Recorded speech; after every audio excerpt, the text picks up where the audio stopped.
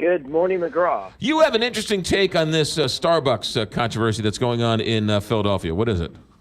Well, as you look at communities, I'm sure you have some in St. Louis, where, it's been primarily a minority population, African American, Hispanic, etc., and it becomes gentrified. In other words, folks move in who have more money, basically, Yeah. and housing improves, etc., and people start to get sort of pushed out and marginalized. And what happens is the police get more calls.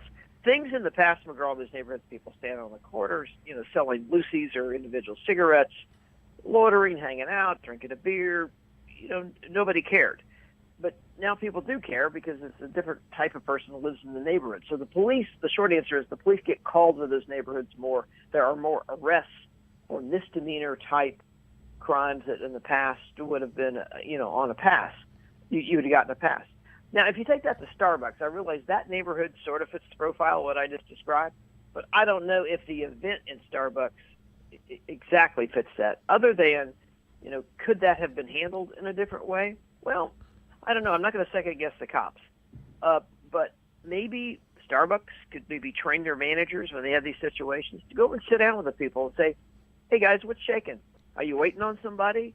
Is it get them to communicate with you, because that situation could have been resolved, maybe not, without the police being involved." It's a really interesting look at it, Brad, because I look at it as people who have access to power and people who don't have access to power. Right. And the people who are stuck in these neighborhoods, right, they call City Hall. They don't have a lot of power. They don't have a lot of juice at City Hall. City Hall doesn't pay attention. But when the affluent move in, and guess what? They call City Hall responds.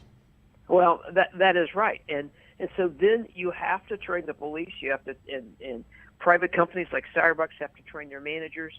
Look, you're going to have situations where people are not happy. They're angry about, and as long as there's no safety issue, as long as there's no major disruption, then let people be what people are. Granted, you got to run a business. You can't have Starbucks full of people who are just using Wi-Fi and not drinking coffee and eating whatever. Right. But there is a middle ground, and it's all about, it's kind of like when I used to go to barricades with the local police. The whole idea is, how do I sort of talk this person down to where I can actually talk to them? That's an extreme example, but the point being, you got to get people to talk to you.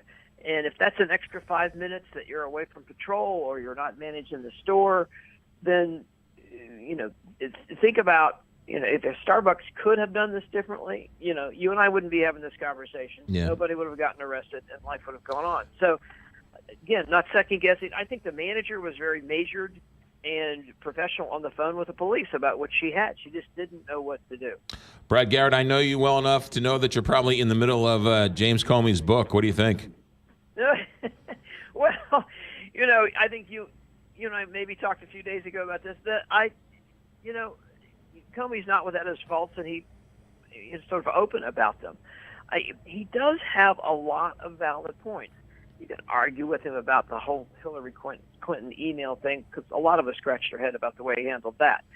But he's a straight-shooting, honest, competent guy who thinks that our values are getting flushed away. And you can't really argue with that to a certain extent. You almost have to look at his messaging and saying, well, I don't know if I like the guy or do like the guy, but he is making sense about what he's trying to tell us. Yeah.